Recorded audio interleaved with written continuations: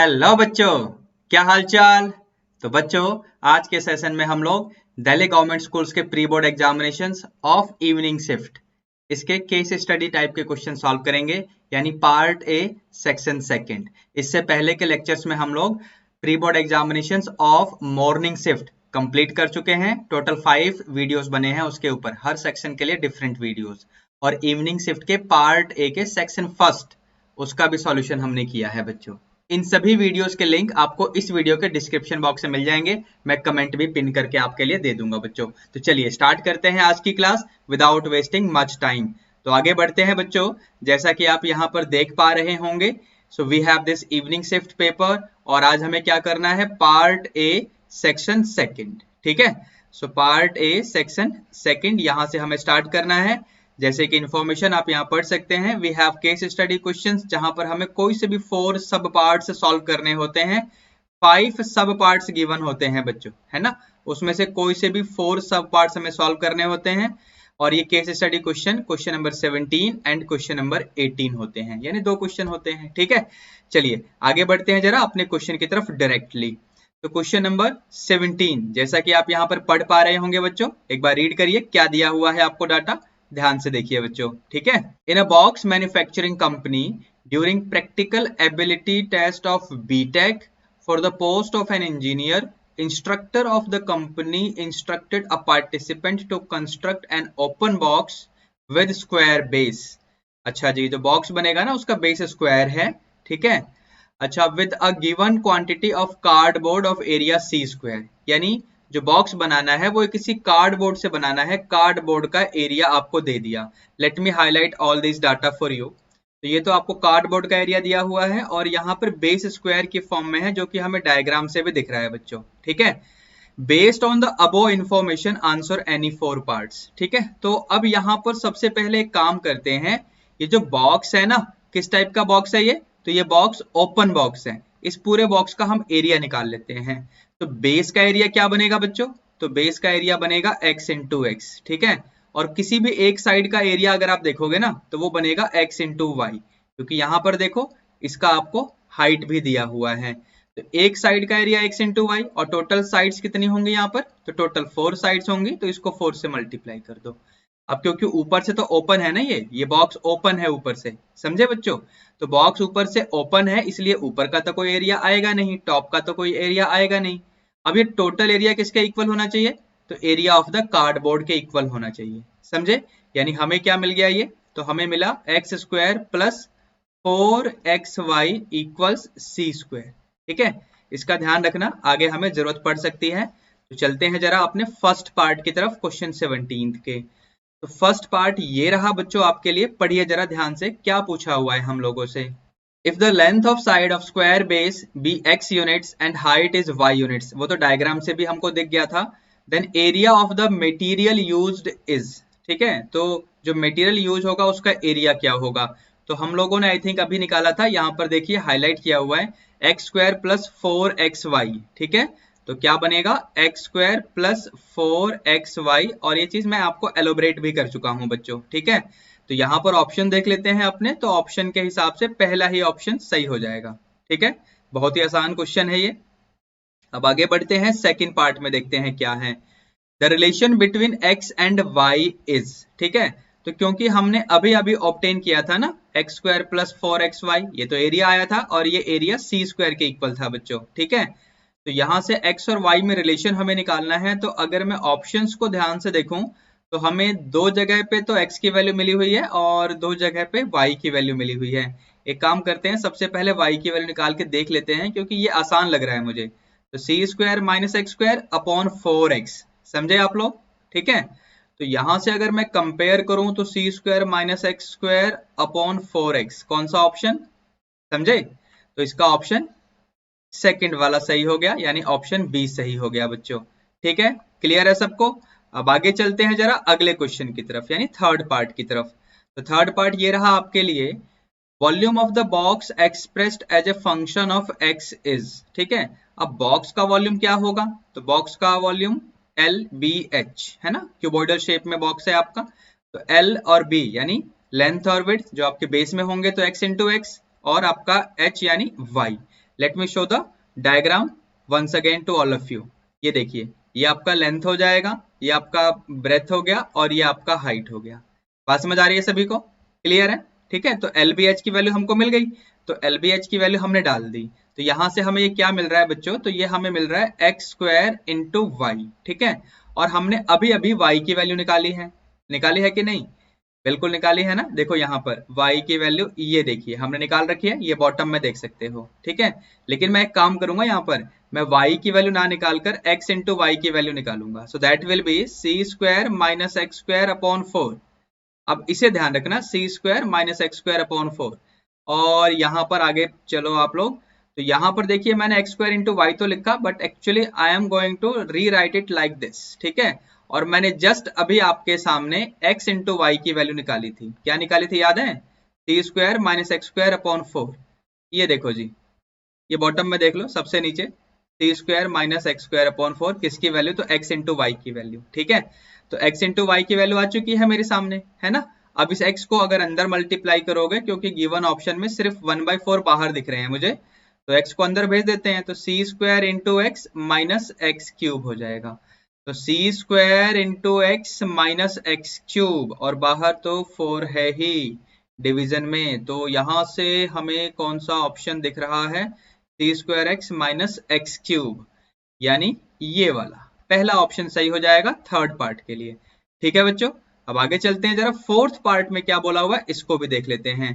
तो ये रहा फोर्थ पार्ट आपके लिए, at what value of x the volume is maximum.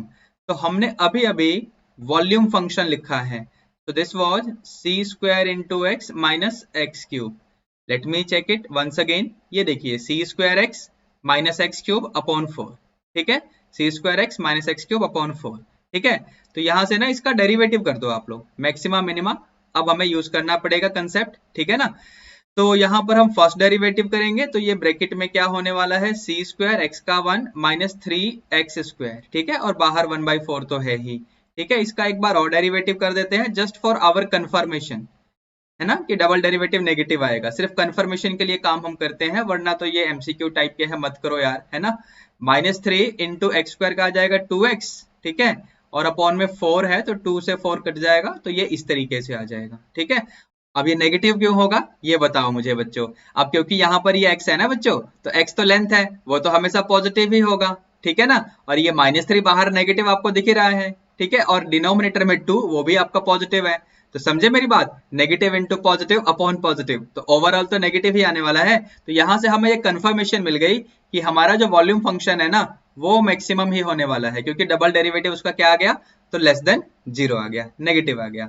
चलिए आगे बढ़ते हैं जरा। हमें यहाँ पर x की वैल्यू पूछी गई थी, तो x की वैल्यू पूछी गई थी, तो इसके लिए हमें क्या करना पड़ेगा ना, कि फर्स्ट डेरिवेटिव को हमें 0 के इक्वल रखना पड़ेगा।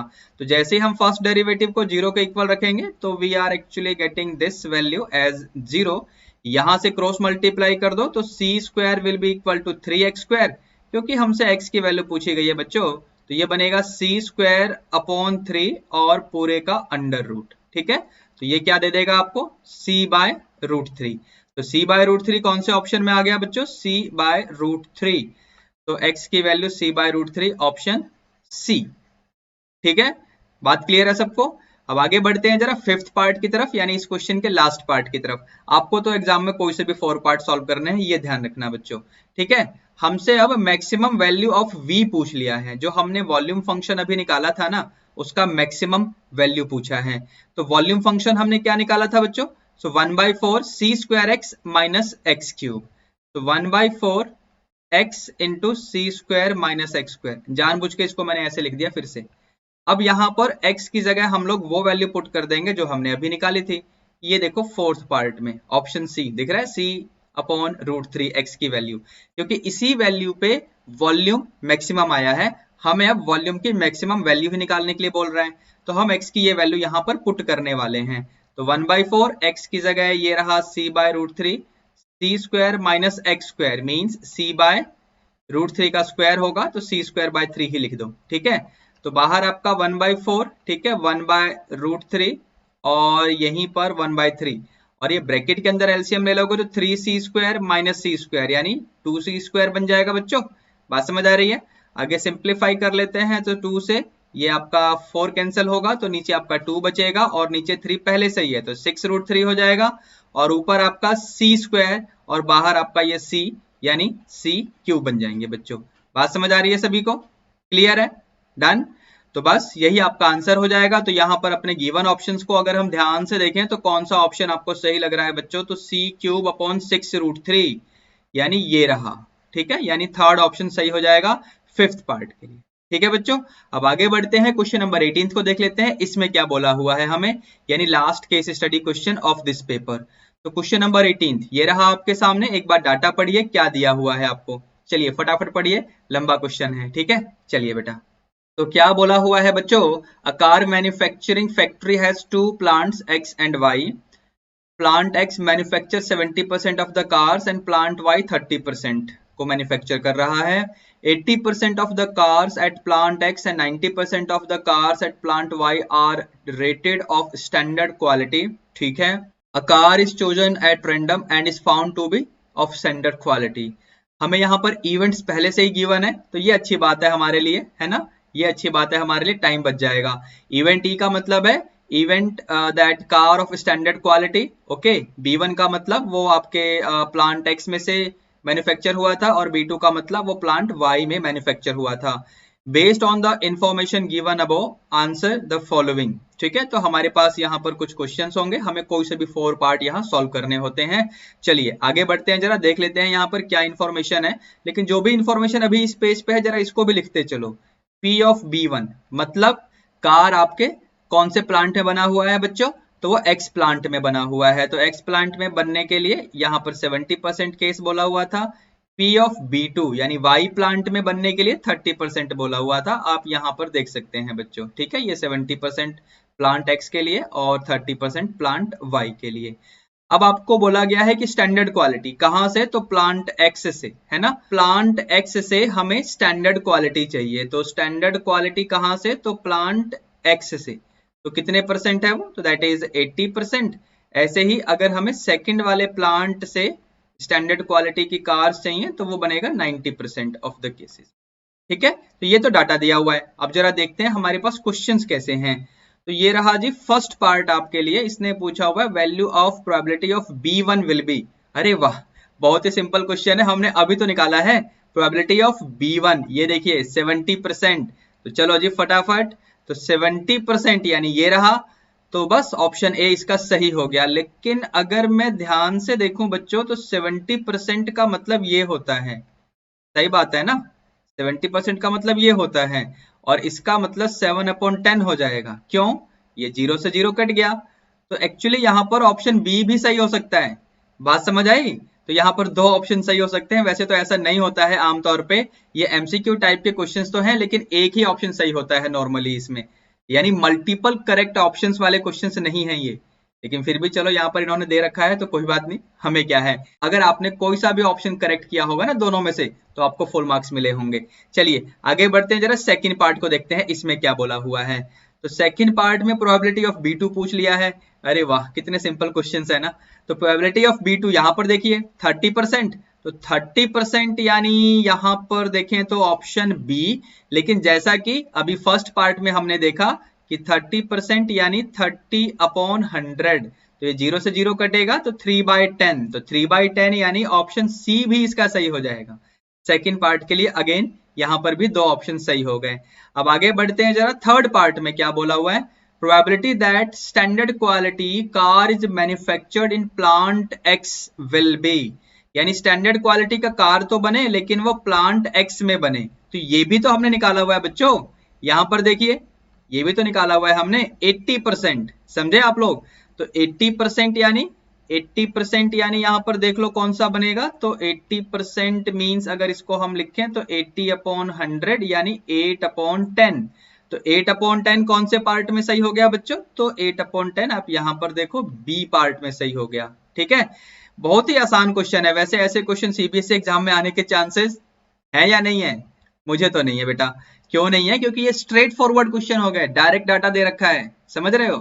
थोड़ा बहुत तो सोचना चाहिए, थोड़ा बहुत तो सोचने वाले क्वेश्चन होने चाहिए, और होते भी हैं एक्चुअली। अगर आप सीबीएसई के सैंपल क्वेश्चन पेपर को देखेंगे ना, ऑफिशियल सैंपल क्वेश्चन पेपर को, तो वहां पर कैसे केस स्टडी क्वेश्चन है, उसी लेवल का आपका पेपर आने वाला है। चलिए बेटा आगे बढ़ते हैं, जरा फोर्थ पार्ट को देखते हैं। तो फोर्थ पार्ट में क्या बोला हुआ है, the probability the standard quality car is manufactured in plant Y. तो स्टैंडर्ड क्वालिटी का कार लेकिन वो प्लांट वाई में मैन्युफैक्चर होगा। तो ये क्या दिया हुआ था, अगेन हम जरा फर्स्ट पेज पे आते हैं इस क्वेश्चन के। तो ये दिया हुआ है 90%, मैंने हाईलाइट कर दिया, ठीक है। तो 90% यहाँ पर आप डालोगे तो दैट मीन्स 90% यानी 90/100। अब जीरो कैंसिल होगा तो 9/10। तो 9/10 कौन से ऑप्शन में सही हो गया बच्चों, तो ऑप्शन फर्स्ट में सही हो गया, यानी ए ऑप्शन सही हो गया इसका, ठीक है।